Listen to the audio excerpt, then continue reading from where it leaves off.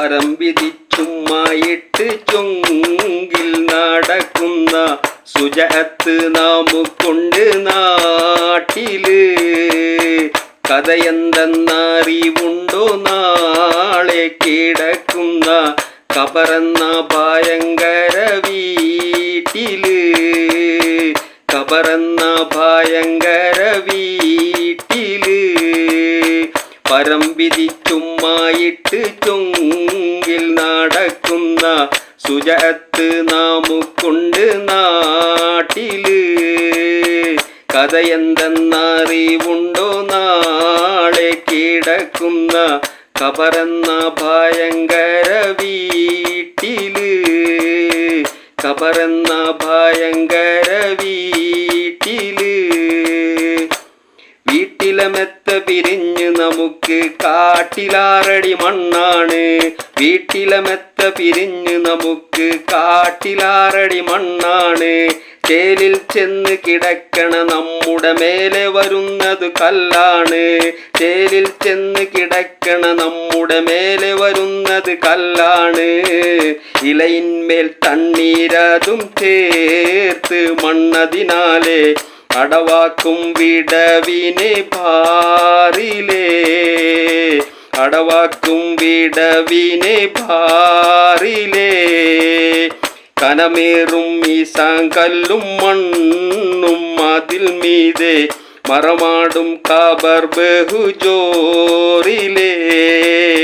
മറമാടും ഖബർ ബഹുജോറിലേ.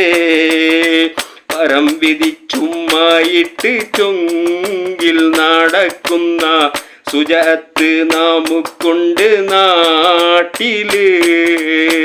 കഥയെന്തെന്നറിവുണ്ടോ നാളെ കിടക്കുന്ന ഖബറെന്ന ഭയങ്കര വീട്ടില്. ഖബറെന്ന ഭയങ്കര വീട്ടില്.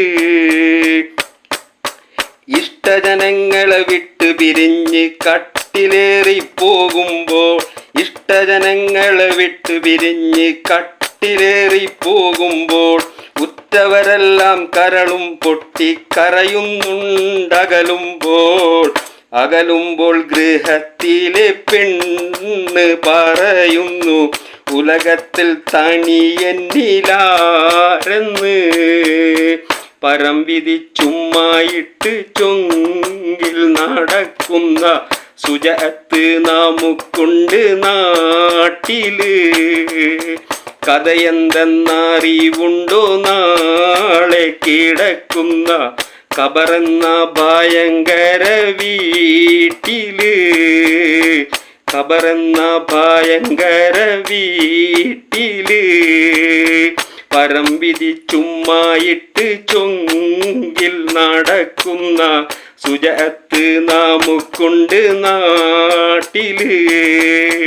കഥയെന്തെന്നറിവുണ്ടോ നാളെ കിടക്കുന്ന ഖബറെന്ന ഭയങ്കര വീട്ടില്.